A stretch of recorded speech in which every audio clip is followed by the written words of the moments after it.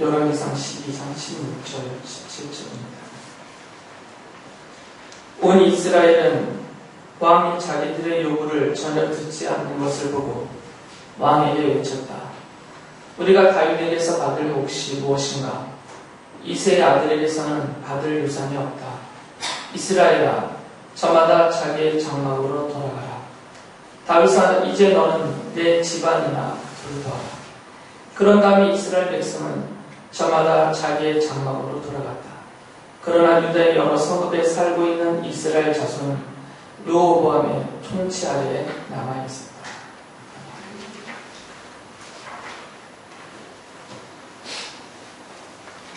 다윗의 아들인 솔로몬이 죽고 그의 아들인 르호보암이 뒤를 이어서 이스라엘의 왕이 되었습니다. 르호보암이 왕이 되니까 백성들이 한 가지 요구를 했어요.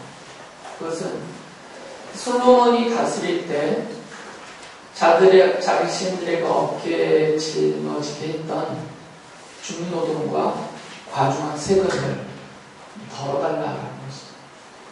솔로몬이 워낙 많은 일을 했어요. 성전도 건축하고 왕궁도 짓고 여러 성읍도 재건하면서, 물론 가장 힘든 일들은 이방인들, 자기 나라 안에 살고 있는 이방인들을 주로 사용했지만, 그래도 이스라엘 사람들도 함께 그 일을 했기 때문에 사실 그들이 한 노동이 꽤 힘에 겨웠던 것이고요. 또 그 과정에서 많은 물질이 필요했기 때문에 세금도 많이 거둬들였습니다.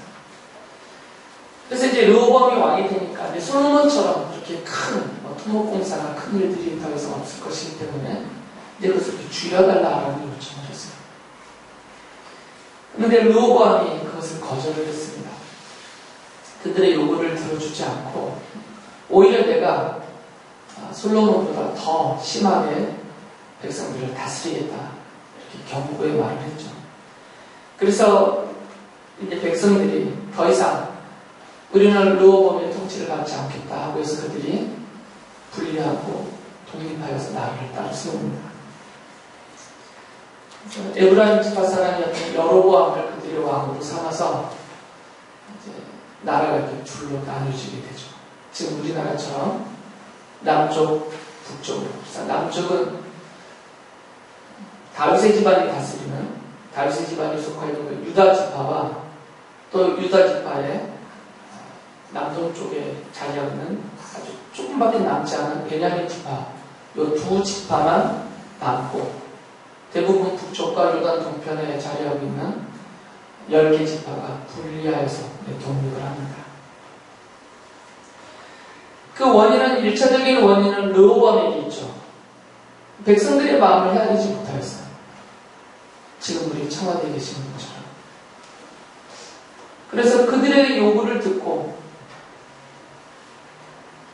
다윗 때부터 해서 솔로몬 때까지 지혜롭게 나라를 잘 다스렸던 신하들, 원로들의 권면을 듣지 않고 자기와 함께 자라난 젊은 세대의 말을 듣고 또 자기에게 아첨하고 자기 편만 들어주는 사람들의 말을 듣고 어리석은 판단을 하고 결정을 했어요.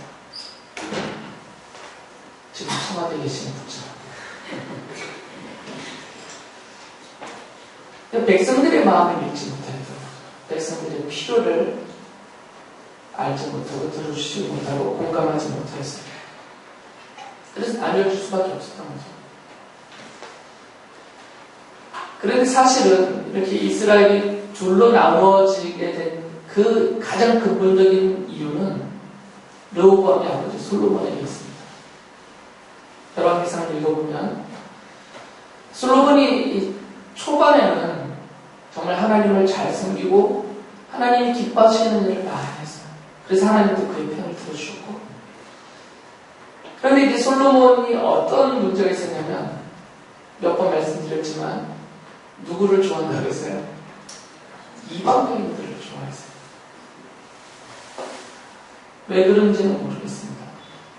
이스라엘 여인들도 많이 있었을 텐데 이방 여인들을 그렇게 좋아해서 바로의 딸을 자기 아내로 삼으면서부터 시작해서 주변에 있는 많은 나라들, 물론 정략적인 이유도 있지만 근본적으로는 이방인들을 좋아했다라고 성경에 쓰고 있으니까 이방인들을 좋아해서 수많은 아내들을 얻었습니다. 그런데 문제는 여기서 발생이 되죠. 자기가 아끼고 사랑하는 이 여인들을 따라서 그 여인들이 이스라엘의 땅에 들어올 때 그냥 들어왔겠어요? 자기들이 믿는 신상을 들고 들어왔단 말이죠. 그리고 그들이 머문 그 자리에 그 신을 섬기는 크든 작든 간에 신전과 산당을 지키기 시작했어요. 그리고 솔로몬은 그 여인들의 말을 듣고 그 여인들이 마음껏 섬길 수 있도록 이스라엘 땅 전역에다가 그들이 갖고 온 우상의 신전, 우상의 산당 이런 것들을 다 세워줬어요. 그리고 자기도 그 여인들의 손에 끌려서 그 신들 앞에 절하고 그 신들을 섬기는 이런 우상 숭배에 빠져버리고 왕이 이렇게 돼버리니까 또 그 왕을 둘러싸고 있는 이 여인들이 그 일을 계속해서 또 우상을 섬기는 이방인의 제사장들을 막 데리고 오니까 이스라엘 전체가 우상 숭배에 빠져버린 거죠. 그래서 그 일에 대해서 하나님이 성경을 보고 솔로몬을 2번이나 그에게 오셔서 깨우치시고 경고하셨다는 표현이 있어요.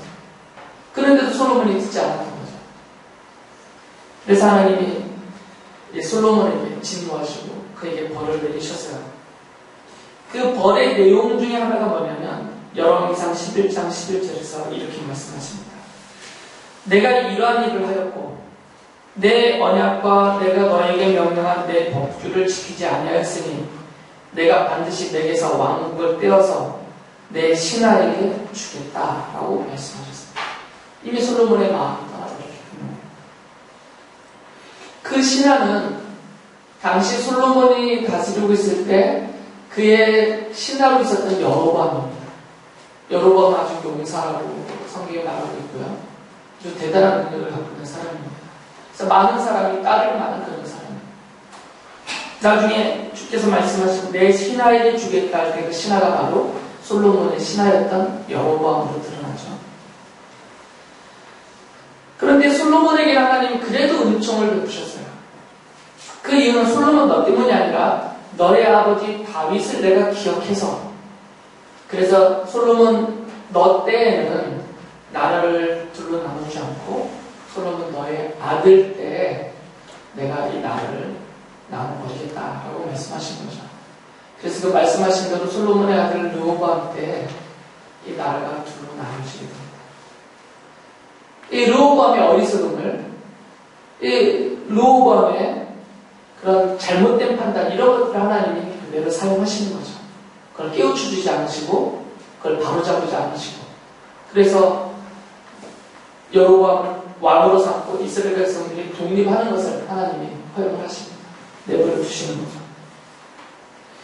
그리고 하나님은 그 아히야 선지자를 솔로몬의 신하로 일하고 있었던 여로보암에게 보내셔서 그 여로보암을 하나님이 왕으로 삼아서 이 솔로몬의 나라를 둘로 쪼개고 그 한쪽을 내가 다스리는 나라가 되게 해주겠다라고 약속을 주셨어요.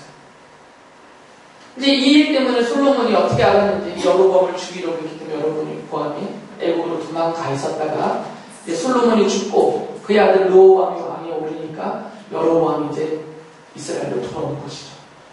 그리고 르호보암이 백성들의 요구를 다 거절하니까 이 백성들은 마침 때맞춰 돌아온 이 여로보암을 중심으로 해서 뭉쳐서 하나의 나라로 독립을 하게 됩니다.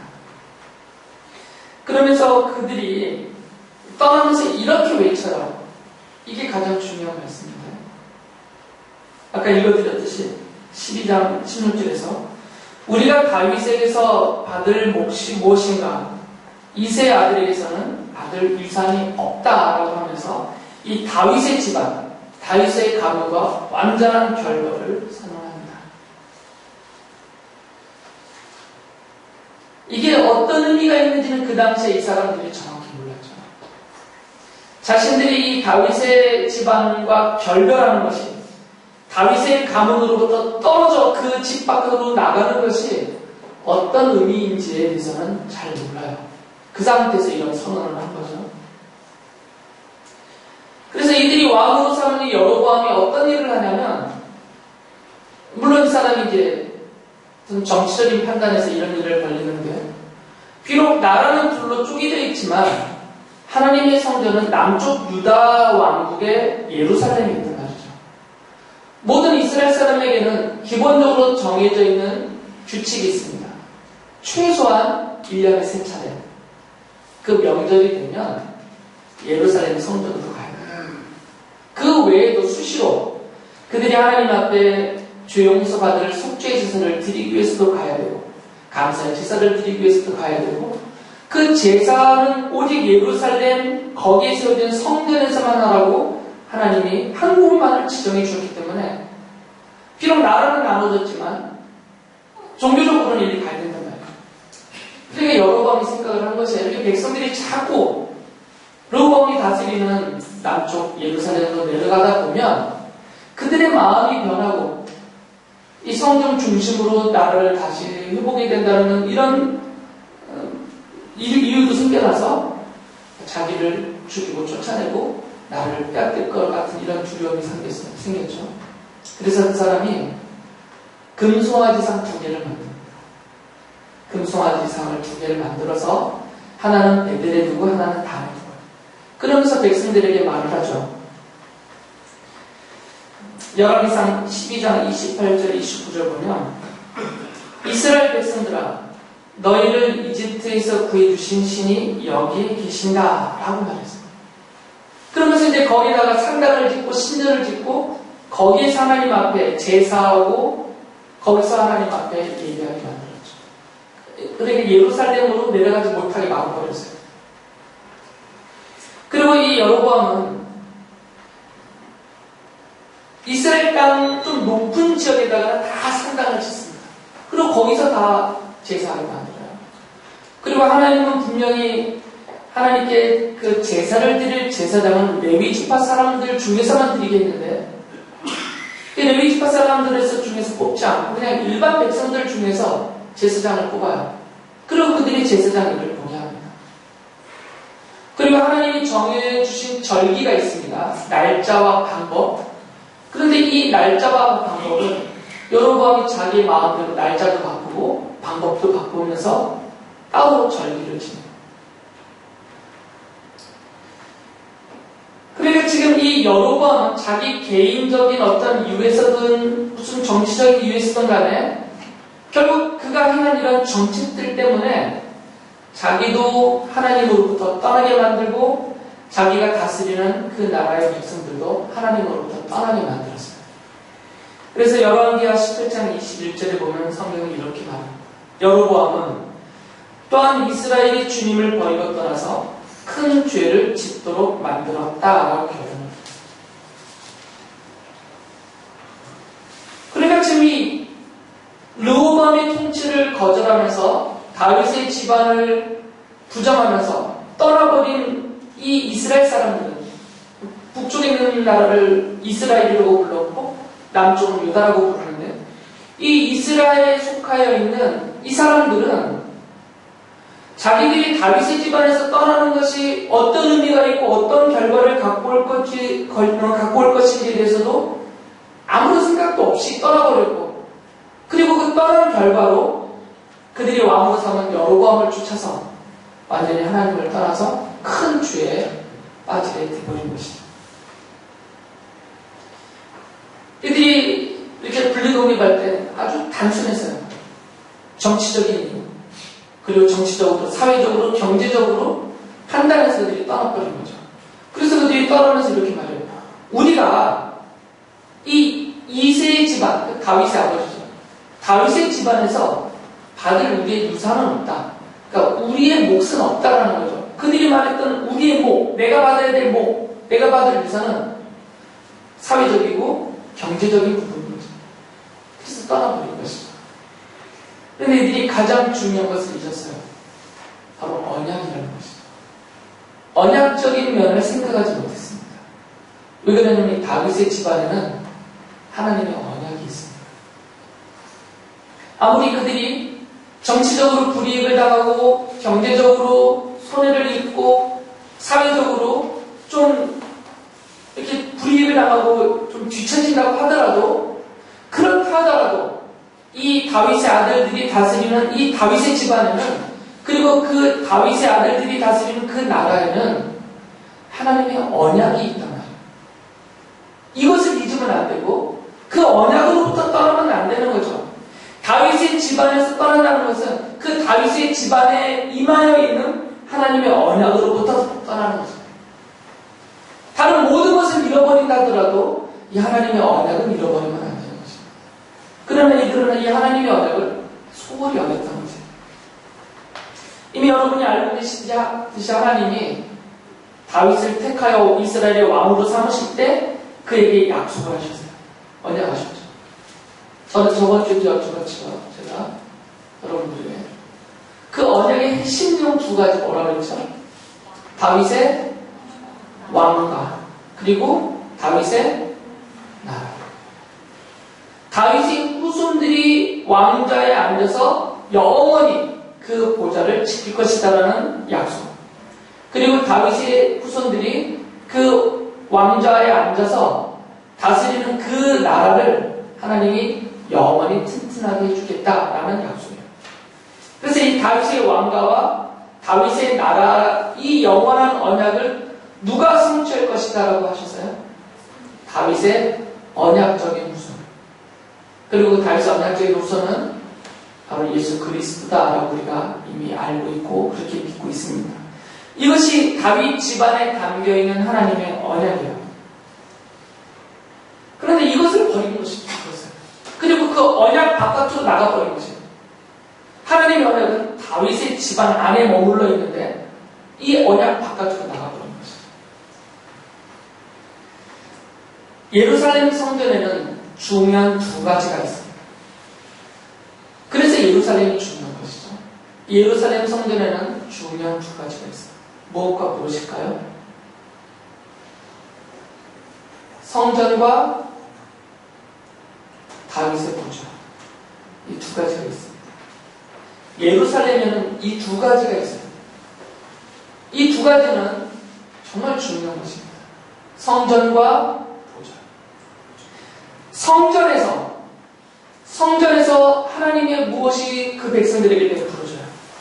구원이 베풀어집니다. 백성들의 죄가 그 성전 제사를 통해서 드려지는 속죄 희생 제사를 통하여서 용서를 받아요. 그리고 하나님이 그들에게 구원을 베푸십니다. 그러니까 예루살렘에 있는 예루살렘 성전은 하나님이 그들에게 베푸시는 구원의 통로예요.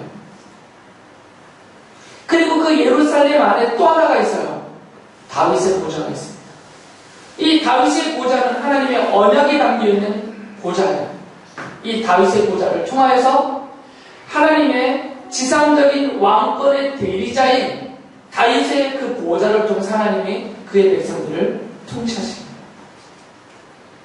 하나님은 성전을 통해서 하나님의 백성들에게 구원을 베푸시고 하나님은 다윗의 보좌를 통하여서 그 백성을 다스리세요. 그래서 예루살렘에 있는 이 성전과 보좌는 아주 중요한 것입니다. 시편 122편은 이 성전에 올라가면서 이스라엘 백성들이 부르던 노래예요. 물론 이 성전에 올라가면서 부르던 이 노래는 솔로몬 때 지어진 것은 아닙니다. 어떤 노래는 다윗 때 지어지고 어떤 노래는 바벨론 포로에서 돌아온 후에 지어진 노래들이에요. 시편에 보면 성전에 올라가는 노래들이 많이 있는데 그 중에서 이 122편은 장차 회복되어서 더 이상 더럽혀지거나 파괴되지 않을 그 영원한 성전과 그 영원한 성전에 올라가는 하나님의 백성들이 부르는 노래가 이 122편이에요. 거기에 이런 부분이 있습니다. 5절에 보면 거기는 예루살렘입니다. 거기에 다스리는 보좌가 놓여 있으니 다윗 가문의 보좌로구나 라고 말해요. 지금 성전을 향해 올라가는데 그 성전에 다윗 가문의 보좌가 있어서 성전에서 영원한 예배가 드려지고 거기 있는 이 다윗 가문의 보좌에서 하나님이 영원한 통치가 베풀어진다라는 것을 노래하는 그 시가 122편이에요. 이사야 선지자는 이사야서 16장 5절에서 이 다윗의 보좌를 통한 하나님의 영원한 통치를 예언할 때 이렇게 말해요. 다윗의 가문에서 왕이 나와 신실과 사랑으로 그 백성을 다스릴 것이다.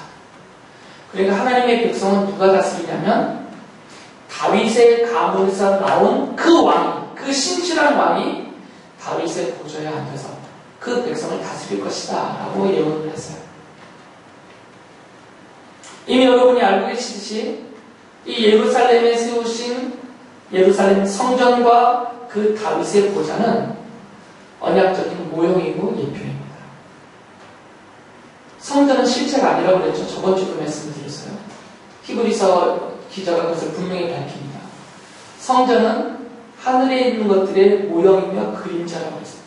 그래서 예루살렘에 세워진 성전은 모형이에요. 그림자예요. 가리키는 역할을 하는 실체가 아니란 말이죠. 그래서 예루살렘 성전이 가리키고 있는 그 실체는 바로 성전의 본체이신, 성전 자체이신 예수 그리스도세요. 그리고 이 다윗의 보좌도 다윗의 언약적인 후손으로 오신 그 예수 그리스도가 앉아서 영원히 그 백성들을 다스릴 그 통치하심을 가리키고 있는 모형이라는 거죠. 그러니까 이 예루살렘 성전과 이 다윗의 집안에 약속되는 이 영원한 보좌, 이것은 다 예수 그리스도를 가리키고 있습니다. 이 다윗의 언약적인 후손으로 오시는 바로 그리스도가 그 보좌에 앉아서 그 나라와 그 백성을 영원히 다스릴 것에 대한 계시죠.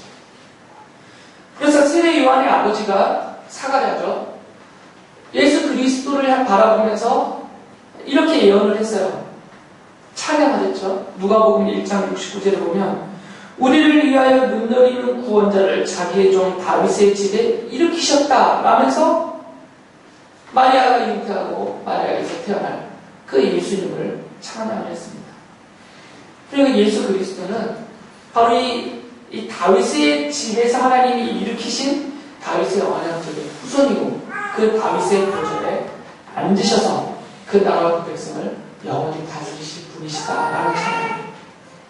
이것에 대해서 스가랴 선지자가 구약성경의 뒷부분에 있는 스가랴 선지자가 장차 메시아가 오면 이 다윗의 언약적인 후손으로 그리스도가 오면 나라를 세우실 것인데 그가 세우실 그 나라와 그의 통치에 대해서 스가랴서에서 예언을 해놨어요.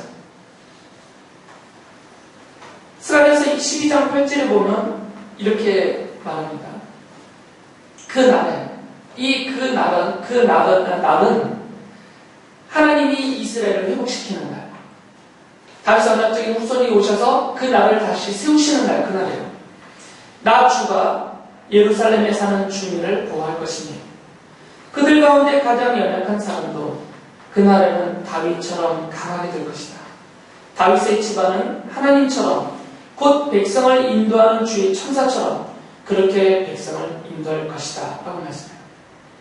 그러니까 다윗의 후손이 다윗의 보좌에 앉아서 하나님처럼 그 백성들을 보호하고 다스릴 것이다 라는 예언이에요.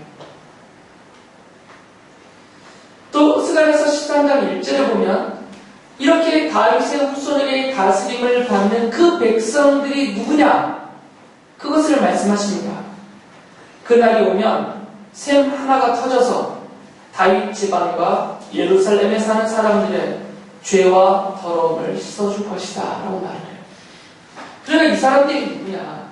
다윗의 언약적인 후손으로 오신 그리스도가 다스리는 그날의 백성으로서 그 돌보심을, 그 통치를 받는 그 백성들이 누구냐면 혈통적인 유다인이 아니라는 거죠. 피를 물려받은 혈통적인 이스라엘이 아니라 어떤 사람이라는 것이에요? 뭘 받은 사람들? 죄와 더러움을 씻음을 받은 사람.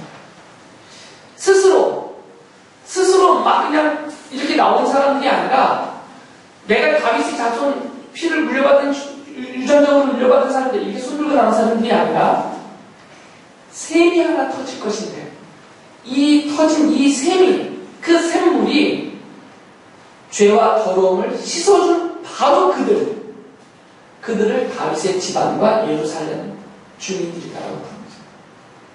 그들이 이 통치를 받는다는 것이죠. 그러니까 이것은 혈통적인 것이 아닙니다.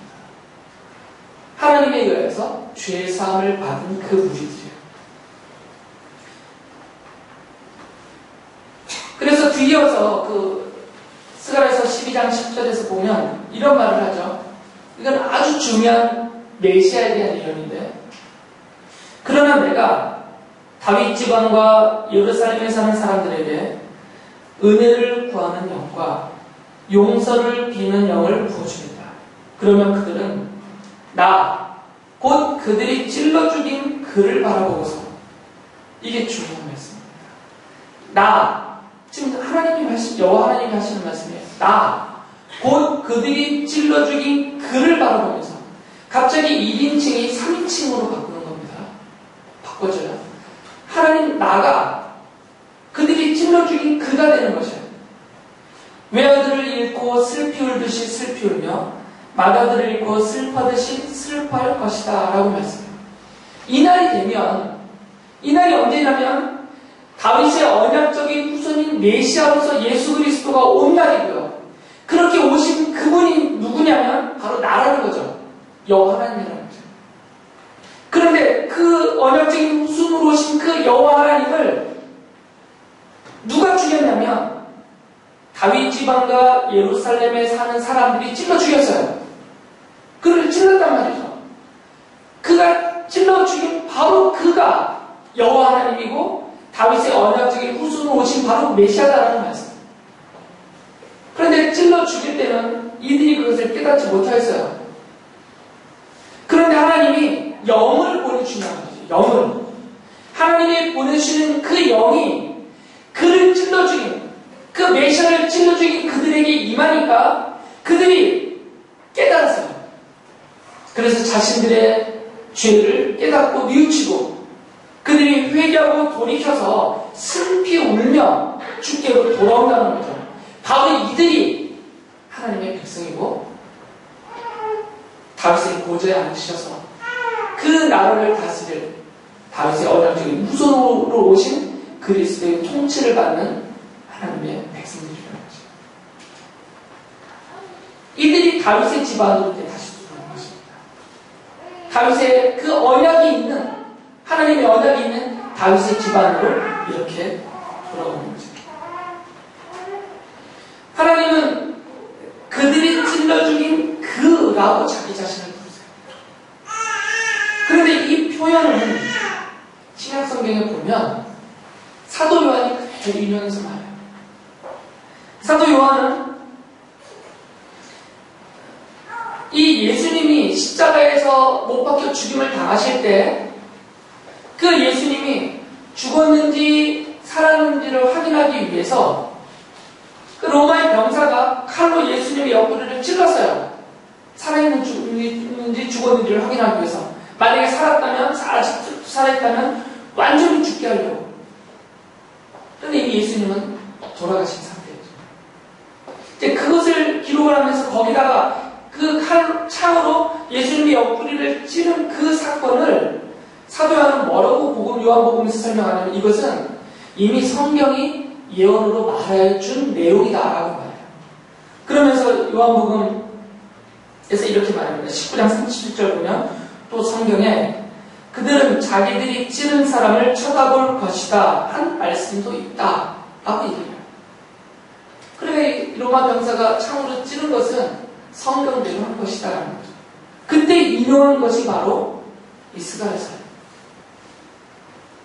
그러니까 예수님은 누구시냐? 이 로마 병사가 창으로 찔러서 그 옆구리에서 피를 쏟고 있는 저분이 누구시냐? 저분이 바로 스가랴서 12장 10절에서 예언하고 있는 바로 그분이시다는 거죠. 그러니까 그분은 누구냐면 바로 하나님이시고 다윗의 언약적인 후손으로 오신 다윗의 보좌에 앉으시는 바로 그 메시아 그리스도시다라는 말씀입니다. 사도 요한은 또한 요한계시록에서 재림하실 예수님, 지금 요한복음 19장에서는 초림, 첫 번째 오셨던 예수님에 대한 표현을 해요. 그분이 이제 부활하시고 승천하셨어요. 그리고 재림의 약속을 하셨죠. 그리고 약속대로 다시 재림하실 그 예수님을 그가 요한계시록에서 환상 중에서 바라보면서 이렇게 표현을 하죠. 요한계시록 1장 7절을 보면 보아라 그가 구름을 타고 오신다. 눈이 있는 사람은 다 그를 볼 것이요 그를 찌른 사람들도 볼 것이다. 땅의 모든 족속이 그분 때문에 가슴을 칠 것이다 하면서 여기서도 스가랴서 12장 10절을 인용해요. 그러니까 스가랴서 12장 10절에서 말한 나, 곧 그들이 찔러 죽인 그라는 이 표현은 예수 그리스도, 메시아로 오신 예수 그리스도에 대한 계시다, 예언이다라는 것을 알 수가 있는 것이죠. 이렇게 다윗 집안에게, 다윗을 통해서 다윗 집안에게 하신 이 하나님의 언약은 다윗의 언약적인 후손으로 오신 예수 그리스도에서 다 이루어졌습니다. 그리고 스가랴 선지자가 예언했던 은혜를 구하는 영, 용서를 비는 영을 그들에게 부어주겠다고 하신 그 약속하신 그 영은 바로 성령입니다. 성령님이 오셔서 하나님이 택하신 다윗의 집안 사람으로 들어오게 하실 그 택하신 자들 위에 성령님이 임하셔서 그들로 하여금 회개하게 하고 뉘우쳐 돌이키게 하고 믿음을 갖게 하고 주의 십자가 복음을 받아들이게 하고 주께로 돌아오게 만드신 거죠. 바로 이 다윗의 집안에는 이런 하나님의 언약이 담겨 있습니다. 그 당시에 그들은 몰랐지만 이것은 다윗의 언약적인 후손으로 오실 예수 그리스도에 의해서 성취된 하나님의 나라요, 하나님의 백성이요, 하나님의 영원하신 통치에 대한 예언이었던 거죠. 그 언약을 그들은 무시하고 그것에서 떠나버렸던 것입니다. 그리고 여로보암은 이 다윗의 집안에서 떠나버린 자들, 다시 말하면 이 하나님이 다윗의 집안에 두신 하나님의 언약에서 떠나버린 자들이 어떻게 타락하고 어떻게 망하는지를 대표적으로 보여주는 그 인물이 바로 여로보암입니다. 그래서 열왕기서를 보면 북왕국 이스라엘 왕들이 계속해서 우상 숭배하고 부패하고 타락하고 하나님을 대적하고 이런 모습들을 가리키면서 그들의 행적, 그들의 삶을 뭐라고 한마디로 하냐면 여로보암의 길을 따라가야겠습니다. 그러나 반대로 비록 여전히 부족함이 많이 있긴 하지만 남쪽 유다 왕국을 통치하는 왕들은 그 중에 악한 왕도 물론 있어요. 그러나 대부분의 왕들은 죄를 지어도 회개하고 돌이키면서 어떻게든 하나님의 언약을 따라 살려고 애를 써요. 그래서 그들을 가리키면서 다윗의 길을 따랐다 이렇게 표현합니다. 그리고 열왕기서 안에는 두 개의 길이 보여요. 왕도가 두 개로 보이는데 하나의 왕도는 다윗의 길을 따르는 것이고 하나는 여로보암의 길을 따르는 것입니다. 이것은 단순히 왕들의 길이 아니라 그 왕들의 통참을 받는 그 나라의 백성들의 길을 설명하는 말이에요.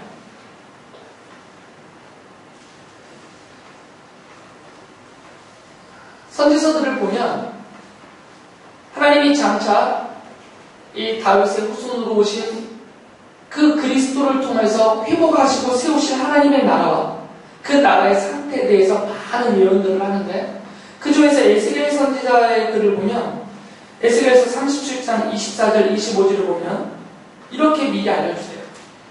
내 종 다윗이 그들을 다스리는 왕이 되어 그들 모두를 거느리는 한 목자가 될 것이다. 그들은 내 규례를 지키며 살고 내 율례를 지켜 실천할 것이다. 그때는 내가 내 종 야곱에게 준 땅, 곧 그들의 조상들이 살던 땅에서 그들이 살게 될 것이다.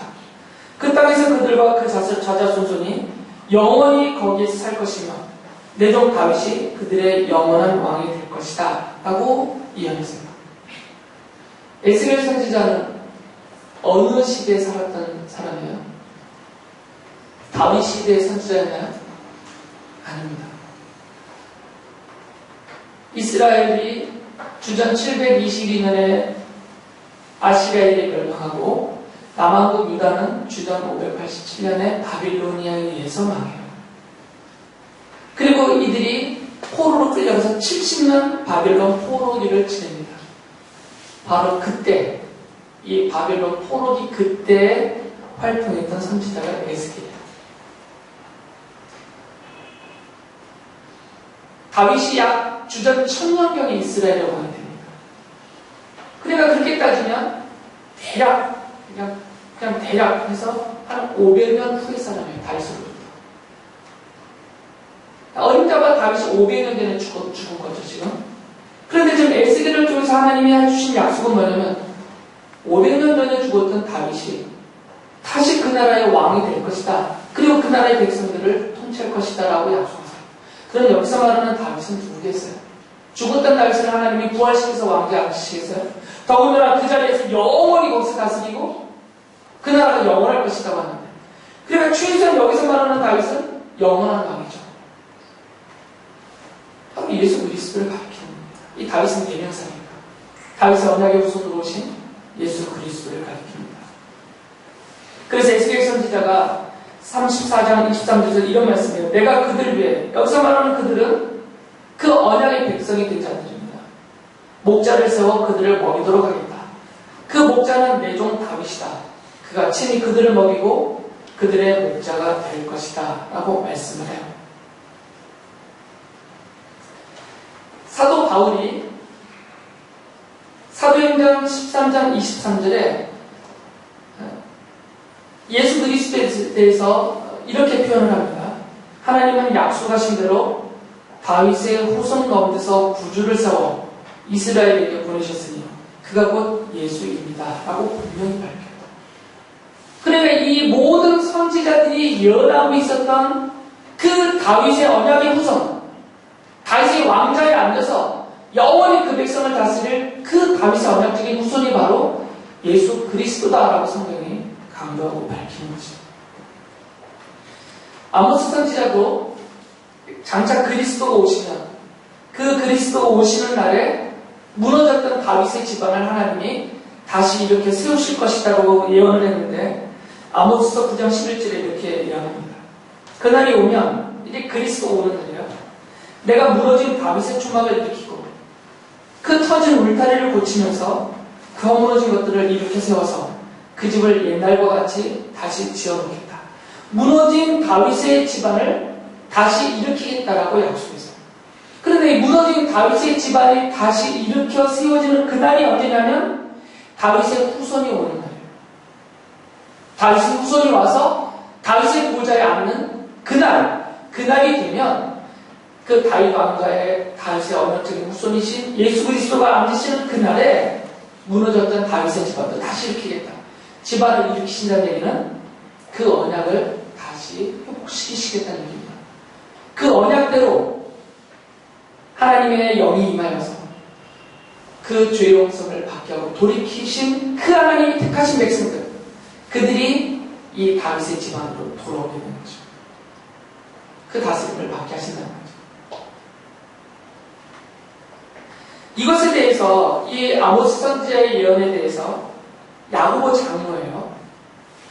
이 야고보 장로가 이런 말씀을 했어요. 사도행전 15장 보면 거의 이방인들에게 베푸시는 하나님의 구원에 대해서 예루살렘에서 모든 집자들이 모여서 회의를 하거든요. 예루살렘 공회가 열렸는데 그때 결론을 내리면서 야고보 장로가 이렇게 말을 합니다. 사도행전 15장 16절 보면 이 뒤에 내가 다시 돌아와서 무너진 다윗의 집을 다시 짓겠으니 허물어진 곳을 다시 고치고 그 집을 바로 세우겠다라고 하면서 아모스서 9장 11절을 그대로 인용해요. 근데 이 내용이 무슨 내용이냐면 이방인들에게도 하나님이 구원을 베푸셨다. 이것을 공인하는 그 회의의 결론으로 이 아모스서를 인용해요. 그러니까 지금 이 다윗의 집안에 들어와서 이 다윗의 집안의 백성이 되어서 하나님이 다윗의 집안에게 하신 그 언약대로 그 통치를 받고 영원히 그 나라에서 생명을 누리며 살게 하실 그 백성들이 누구냐? 유대인들만이 아니라 이방인들 중에서도 하나님의 영이 임하여서 말씀을 듣고 믿게 하시고 돌이키고 회개하게 하신 택함을 받은 그들. 그래서 이 결론은 그것이에요. 이스라엘 중에서와 이방인들 중에서 하나님이 택하시고 그 하나님의 영이 임하여서 그들을 구원하신 그들이 하나님의 백성이고 다윗의 집안 사람들이고 하나님의 언약의 백성들이다. 이렇게 결론을 내립니다.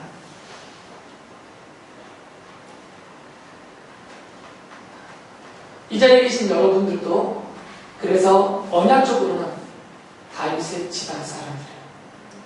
다윗의 집안. 그리고 그 다윗의 집안은 계시적인 표현이기 때문에 다윗의 언약적인 후손으로 오셔서 다윗의 보좌에 앉으셔서 그 나라를 영원히 다스리시는 바로 예수님의 집안인 거죠.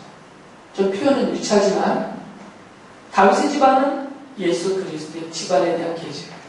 그러니까 우리는 언약적으로는 다윗의 집안 사람들이고 실제적으로는 예수님의 집안 사람들이 된 거죠. 예수님이 왕으로서 다스리는 그 나라의 백성들이 되었단 말이죠. 그러면 하나님이 아브라함에게 하셨던 그 약속, 이 아브라함의 약속이 모세를 통해서 신해산 언약으로 발전하고 이 신해산 언약이 다윗을 통하여서 다윗의 왕국 언약으로 확대가 되는데 이 아브라함으로부터 시작된 그 모든 언약이 지금 다윗의 집안 사람들이요 예수님의 집안 사람들이고 그 모든 언약의 실체의 왕성자이신 그리스도 안에서 우리에게 주어진 언약입니다. 여로보암과 북왕국 사람들은 다윗 집안을 떠나면서 소리쳤어요. 우리가 다윗에게서 받을 몫은 없다. 우리가 다윗에게서 받을 유산은 없다. 그들은 그 몫과 유산을 경제적이고 사회적이고 정치적인 것으로만 봤기 때문에 없다고 떠나버렸어요. 다윗에게서 받을 몫은 다윗에게로부터 받을 그 유산은 바로 생명입니다. 하나님의 자녀됨의 축복이에요. 바로 이 언약이죠. 우리는 그 몫을 받았습니다. 그 유산을 받았어요. 그래서 우리는 지금 다윗의 보좌에 앉으신 예수 그리스도의 그래서 우리의 목자로신 그리스도의 돌보심을 받는 거죠. 분명히 성경이 약속했습니다. 그 백성의 목자로 오시는 그 다윗의 후손이 백성들을 보호할 것이다. 그래서 지금 보호를 받고 있어요. 돌봐줄 것이다. 그래서 돌봄을 받고 있습니다. 그 백성을 먹일 것이다 했기 때문에 지금 영적으로나 육적으로나 먹임을 받고 있습니다. 그 백성은 인과이다 약속하시기 때문에 지금도 인과를 받는 것입니다. 그 다윗의 자손을 통해서 위로하시겠다 하시기 때문에 위로를 받고 응답하신다 하셨기 때문에 여러분의 기도에 응답이 있는 것입니다. 우리는 이미 이 다윗의 언약 안에서 받을 몫을 받고 있는 것입니다. 부족함이 없어요. 우리가 가난한가 봐여서 이 언약적인 유산을 다 못 받았다 이렇게 생각하시면 안 됩니다. 가난하든 병들었든 고령 중에 있든 이것은 그냥 삶의 여정의 일부분일 뿐이에요. 지나가면 끝나는 것들입니다. 지나간 발자국이 사라지듯이 지나가는 길목에 있는 여정일 뿐이에요. 이것이 언약의 핵심의 요소는 아닙니다. 언약은 믿음 안에서 우리 마음 안에, 우리 영혼 안에 확고하게 심겨지고 새겨져 있는 것들입니다. 이것을 믿으셔야 됩니다. 여러분의 믿음은 여기에 있어야 됩니다. 성도들의 믿음은 이런 것이에요. 하나님의 약속에 대한 믿음입니다. 내가 그 언약의 백성이고 그 언약 안에 살고 있고 하나님의 약속을 신실하게 지키신다는 것을 믿는 믿음, 이것이 성도들의 믿음. 이 믿음으로 사셔야 됩니다. 그래서 여러분들이 이 믿음 때문에 이겨낼 수가 있는 것입니다. 이 고난의 여정을 지내면서도 여러분이 승리할 수 있는 것입니다. 사탄의 공격과 세상의 유혹과 이 죄의 미혹 때문에 불복하지 않고 늘 이기면서 주를 의지하면서 성령의 새롭게 하심을 따라서 우리의 왕 되신 그리스도의 통치 안에서 승리하며 영원한 천국의 영광과 기업을 향하여 나가게 되는 것입니다.